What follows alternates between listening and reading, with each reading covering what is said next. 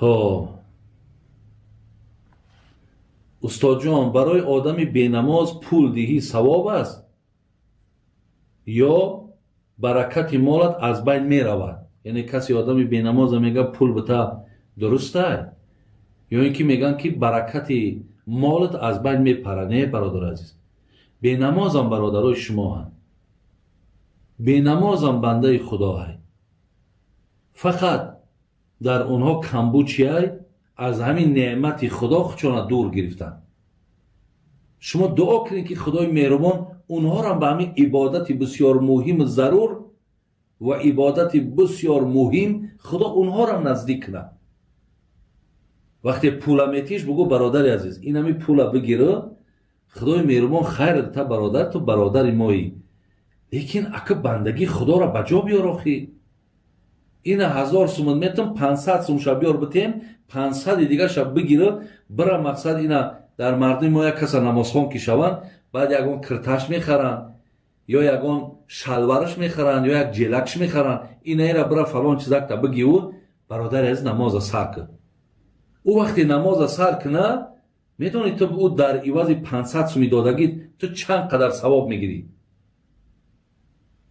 پیامبر حضرت علی را چی گفت؟ لا یهدی الله بک رجلا واحد خیر لک من حمر النعم. علی اگر یک آدم ای دستی تو سبب شوی بود وای نمازخوان شود، وای قرآن خوان شود، وای روزگیر شود، وای حج رو شود، نزد الله گفت از یک شتر سرخمو را در راه خدا قربانی کردن در این کار ثواب میگیری.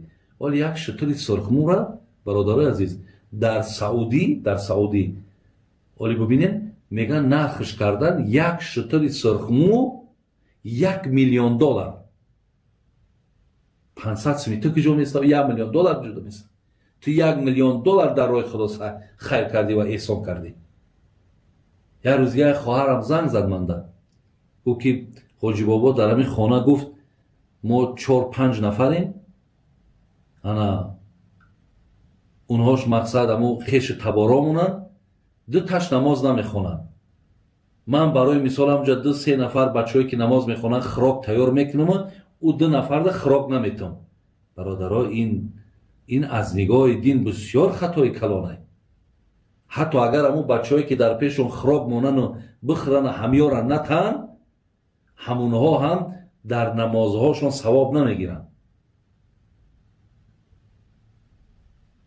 از این لحاظ این راه را انتخاب نکنین.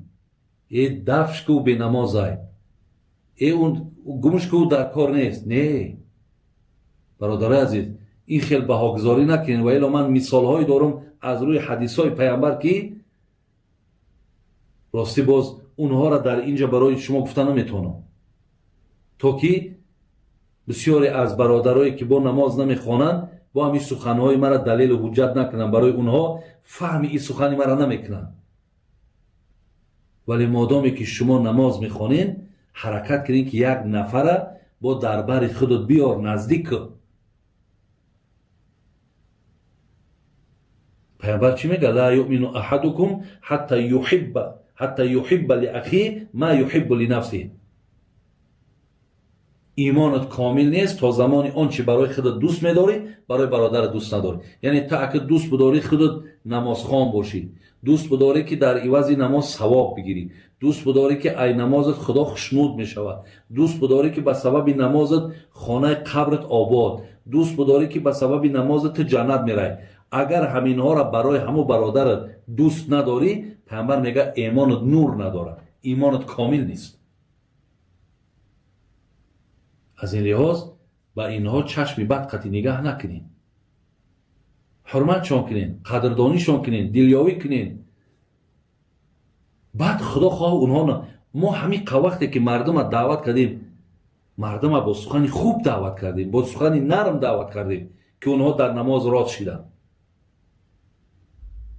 این است برادرای عزیز راه دعوت. این است ما مثال با اینها میتونیم که آدمایی که ای خدا دورم بیگانن اونها را مقصد یگانه کنیم، اونها را نزدیک کنیم.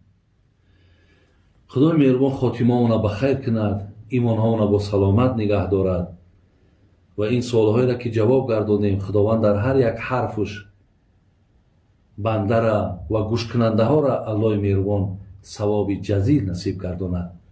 اهدنا الصراط المستقیم صراط الذین انعمت علیهم غیر المغضوب علیهم ولا الضالین آمین یا رب العالمین.